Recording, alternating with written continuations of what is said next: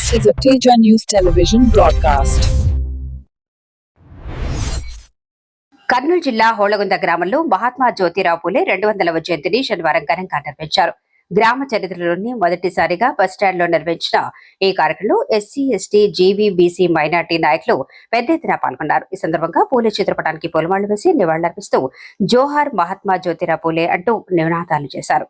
కార్యక్రమంలో పాల్గొన్న తెలుగు యువత మాజీ రాష్ట్ర కార్యదర్శి చిన్నహట్ట శేషగిరి, టీడీపీ మండల కన్వీనర్ తుమ్మలం తిప్పయ్య మాట్లాడుతూ సమసమాజ స్థాపన, అంటరానితనం నిర్మూలన, బడుగు బలహీన వర్గాల అభివృద్ధికి పూలే చేసిన సేవలను కొనియాడారు. మహిళా విద్య, సామాజిక చైతన్యానికి సావిత్రిబాయి పూలేతో కలిసి చేసిన కృషి ఆదర్శనీయమని పేర్కొన్నారు. ఈ కార్యక్రమంలో పలువురు నాయకులు, స్థానికులు పాల్గొన్నారు. మహాత్మా జ్యోతిరావు పూలే గారు మహారాష్ట్రలో పుట్టి తన జీవితాన్ని ఈ దేశానికిలో ఉన్నటువంటి అసమానతలు, కుల వ్యవస్థను, మూఢనమ్మకాలని మొట్టమొదట పారదోలిన వ్యక్తి. బీసీలో మున్నూరు కాపు కొన్ని రాష్ట్రాల్లో కొన్ని జాతులుగా పిలువబడుతున్నాయి. ఈ దేశంలో పూలు అమ్మేటటువంటి కులంలో పుట్టినటువంటి వ్యక్తి మహాత్మా జ్యోతిరావు పూలే. ముదిరాజులు అని కూడా అంటారు కొన్ని రాష్ట్రాల్లో. ఆ కులాలు రకరకాల, ఒక్కొక్క రాష్ట్రంలో ఒక్కొక్క కులాలు ఆపాదించారు. మరి బీసీలో పుట్టినటువంటి మహనీయుడు జ్యోతిరావు పూలే అంబేద్కర్ కన్నా ముందు పుట్టినటువంటి వ్యక్తి. అంబేద్కర్ తర్వాత పుట్టినటువంటి వ్యక్తి రాష్ట్రంలో, ఈ దేశంలో.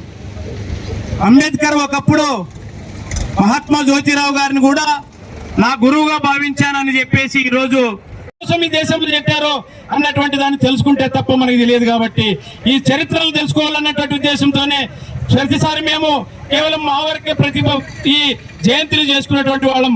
అదేవిధంగా ఈసారి కొందరు పెద్దలతో దుర్గయ్యన్న, తిప్పయ్య వాళ్ళందరికీ చెప్పడం వల్ల ఈసారి బస్టాండ్ లో చేయండి, 10 మందే రాని, 5 మందే రాని, చరిత్ర చెప్తాము, అసలు పూలే అంటే ఎవరు, ఏ వర్గానికి చెందినటువంటి వాళ్ళు తెలియజేయాలనే ఉద్దేశంతో ఈరోజు బస్టాండ్ లో ఈ మీటింగ్ పెట్టడం జరిగింది. కేవలం మనం అనుకుంటాం బోయాలంటే ఇక్కడ కేవలం వాల్మీకి ఒకటి అనుకుంటున్నాం, అదేవిధంగా గురువు వాళ్ళు కనకదాస్ అనుకుంటున్నాం. కానీ వీళ్ళందరికీ గురువు మహాత్మా జ్యోతిరావు పూలే అన్నటువంటి దాన్ని తెలియదు చాలా మందికి. ఆ చరిత్రను తెలియజేయడానికి ఈరోజు ఈ బస్టాండ్ లో మీటింగ్ పెట్టామని ఈ సందర్భంగా తెలియజేసుకుందరూ నవ్వుకోవచ్చు, రకరకాలు తెలుసుకోవచ్చు. కానీ ఈ దేశంలో ఉన్నటువంటి బీసీలకు, ఓసీలకు అందరికీ కూడా రిజర్వేషన్లు కల్పించి ఈ దేశంలో పాటు కోసం చేస్తున్నటువంటి, కానీ కొన్ని కులాలు మాత్రమే, అగ్రవర్ణాలు మాత్రమే ఈ దేశాన్ని పరిపాలిస్తున్న విషయము మనందరికి తెలియక మనలో మనకు చిచ్చులు పెడతా, మనలో మనకు గలాటలు పెడుతూ కొట్టుకొని మిట్టుకొని ఈరోజు సస్తున్నాం తప్ప రాజ్యాధికారం వైపు ఎవరో అడుగులు వేయడం లేదు.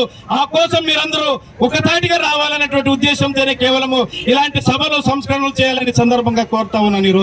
ఈ రోజు బాబాసాహెబ్ అంబేద్కర్ తర్వాత మొట్టమొదట చేసినటువంటి పూలే గారు ఆ రోజుల్లోనే వాళ్ళు ఒక స్కూల్ని చేసి అందరి కోసం, విద్య కోసం వాళ్ళు పాటుపడడం జరిగింది. ఆ రోజు చిన్న వయసులో 9 ఏళ్లలోనే సావిత్రిబాయి పూలే అన్నటువంటిది ఆయన భార్య, ఆమెకు ఆ రోజు 9వ సంవత్సరంలోనే పెళ్లి చేయడం జరిగింది పూలే గారికి. కానీ ఆమె విద్యావంతులుగా తయారు చేయాలని ఆయన మొట్టమొదటి భార్యకు విద్య నేర్పి ఈ దేశంలో స్త్రీలకు చదువు నేర్పినటువంటి వ్యక్తి మహాత్మా జ్యోతిరావు పూలే, సావిత్రిబాయి అనే విషయాన్ని చాలా మందికి తెలియదు. ఆ రోజుల్లో చదువుకోవడానికి దళితులు ఎవరు చదువుకోవడానికి లేదు, చదువుకుంటే నాలుక కోశారు, వింటే చెవులో సీసం పోశారు పైనటువంటి వర్గాల వాళ్ళు. ఇది చరిత్రలో తెలుస్తుంది.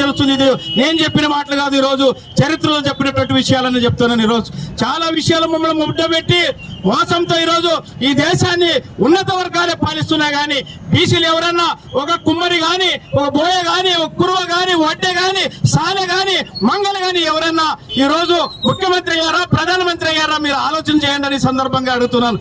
ఆ రోజుల్లో మహనీయులు పుట్టినటువంటి గడ్డలో మనం ఉన్నాం. కానీ ఈ రోజు అందరూ కూడా బానిసల్లాగా ఈరోజు మనమందరం ఓట్లేసి వాళ్ళకి ఈరోజు బతుకుతున్నాం తప్ప రాజ్యాధికారం వైపు అడుగులు వేసేయలేదు. కాబట్టి ఆ వైపుగా అడుగులు వేయండి, ఆలోచన చేయండి అని సందర్భంగా మిమ్మల్ని అందరూ నేను కోరుతా ఉన్నాను.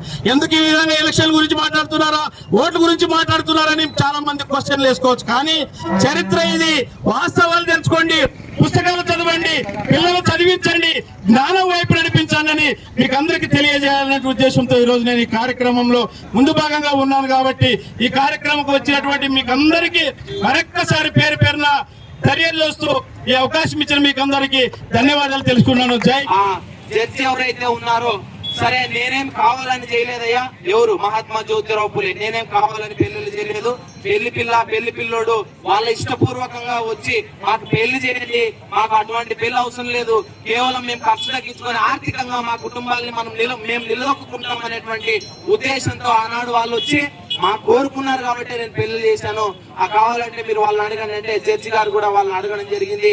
అయితే జడ్జి గారు కూడా వాళ్ళ ఇష్టపూర్వకంగానే చేసుకున్నారు కాబట్టి మీరెవరయ్యా వాళ్ళని అడగడానికి అని వాళ్ళ పురోహిత వర్గాలని ఆ రోజు జడ్జి గారు అడగడం జరిగింది. అయితే ఎవరి ఇష్టపూర్వకంగా వాళ్ళు పెళ్లిళ్ళు చేసుకుంటే చేసుకోవచ్చు కాక, కానీ ఆ గ్రామంలో ఉన్నటువంటి ఏదైతే పురోహిత వర్గాలు ఉన్నారో ఆ పెళ్లికి ఎంతైతే ఖర్చు అవుతుందో ఆ ఖర్చును తీసుకుపోయి వాళ్ళకి ఇస్తేనే మీరు పెళ్లిళ్ళు చేసుకోండి అని ఆ రోజు పురోహిత వర్గాలు వాళ్ళ హక్కుల కోసం వాళ్ళు కోర్టుకు వెళ్ళడం జరిగింది.